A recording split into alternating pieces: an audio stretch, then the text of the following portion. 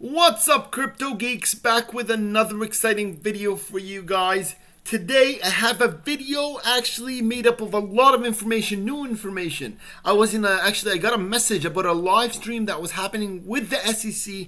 Gary Gensler was in on it. He had his whole subcommittee, some senators, and they were meeting together to discuss their thoughts of what's happening next about COVID and cryptocurrency. So I got a couple of things that they talked about that relate to XRP, and I'm thinking some settlement talk. So I'll tell you guys what I heard. I posted it on my Twitter. I don't know how many of you guys joined it. It was actually live. It was going on at that second when I posted it on Twitter. So I hope some of you guys actually were there and seen it. If you're not, then you are not on my Crypto Geek News Twitter, and you should be. With that said, please click that like button, click subscribe. It means the world to me. I work full time. I do a million things on the side, and I still try to give you guys the latest updates every single day. Every single thing that I hear, I post on my Twitter. Whenever I hear something big, I do a video for you guys. So please support me. If you click that like button and you subscribe, YouTube helps push the video higher, and it helps motivate me to do more work for you guys. So I thank you guys for watching, and I'll get right into it. Obviously, I'm not a financial advisor or a legal advisor, so always do your own research. But I'm not going to tell you exactly what happened in the live stream because I didn't write every single thing down. I'll tell you kind of the gist of what I got.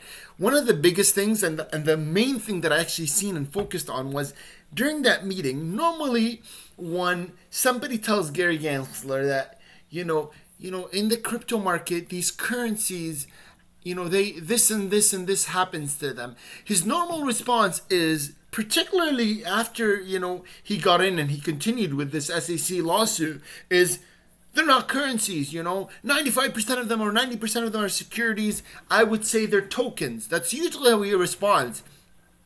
This time it was different though. One of the people that was on that conference says, in the crypto market, the currencies have been reacting in this and this way. And then he went, when Gary came to answer the question, he didn't stop him at all at that point, and he just continued answering like he agreed with what he was saying, which to me, that signaled a complete turn in his thought, right? It signaled that he's starting to change the wording that he's using, which I hope, and I pray that that's signaling a settlement, especially that they're in the midst of a lawsuit. And Gary is one of those people, Gensler is one of those people that are very cautious of their words, right? And while I'm saying this, I want you to look at the live numbers, guys. This is not me talking. This is a live crypto numbers right now. And you see these spikes that are happening with people buying, somebody major buying big numbers of XRP. Now, the next big piece of news, and I think a lot of people read the title and kind of said, oh, great, but didn't look into it. So today, RippleNet announced that they added the second largest bank in Oman for transferring payments between Oman and India. And yes, that's an amazing title in itself, but the bigger and more important part is think of what was just released 2 months ago from India. India's this is Reuters, this is news. India proposing a cryptocurrency ban penalizing miners and traders. So on one front, India is trying to ban cryptocurrency, trying to ban miners, trying to ban traders, and on the other end, they're allowing their banks to trade with Ripple. And when you join Ripple, yes, RippleNet does not necessarily mean exchanging XRP, but when you don't join a company that does international and cross-border trading using on-demand liquidity of XRP and not think that I'm eventually planning to do that. So this is obviously at the back of the mind. And this got me thinking and analyzing about a video I watched a while back. And at the time when I watched the video, I was like, this doesn't make sense. What are you talking about? And the person that I was analyzing was saying, XRP is not meant to be held by the general public. It's meant to be held by corporations and large government entities. And at the time I said, this doesn't make any sense to me. It's on crypto exchange platforms and so on.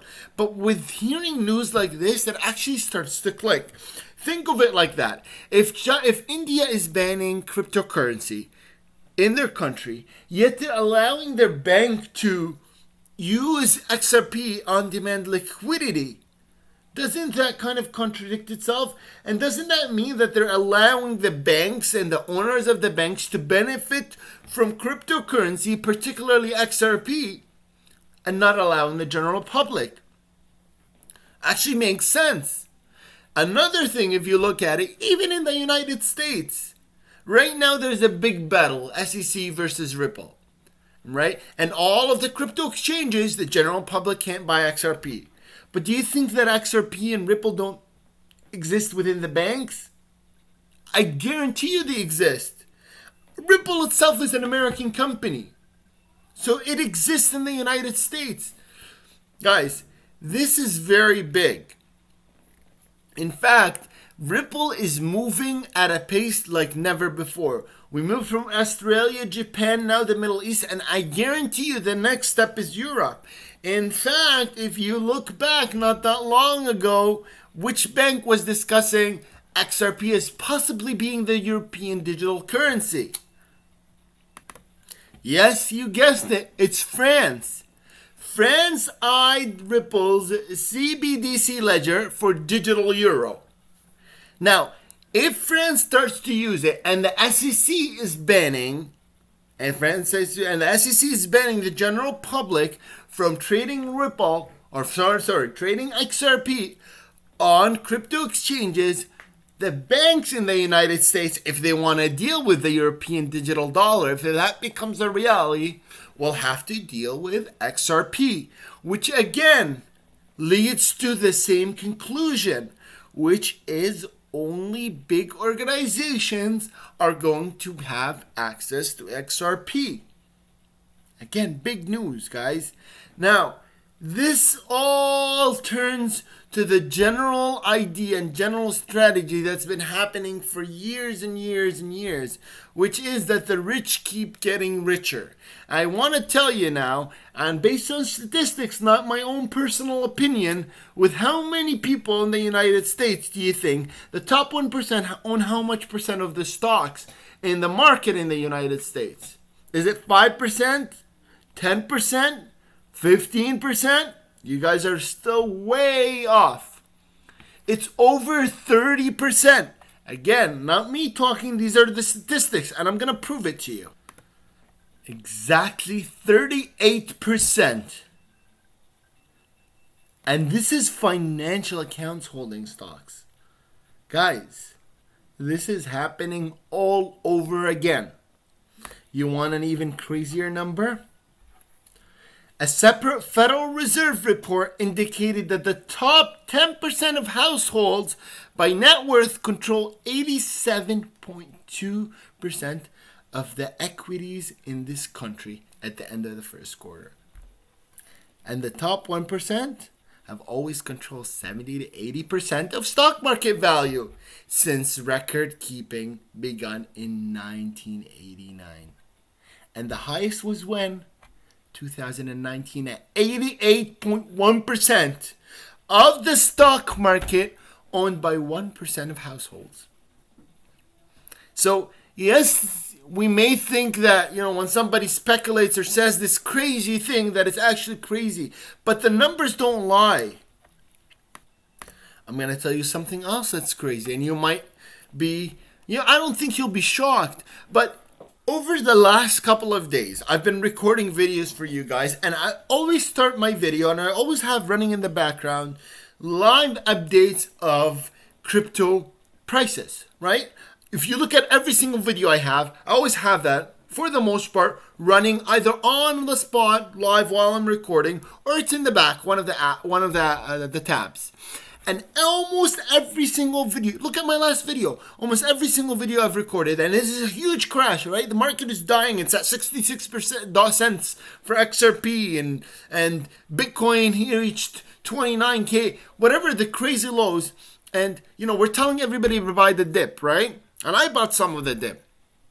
But you could see on my videos live, XRP's value go up from 69 cents to $1.30, $1.01, 80, 67.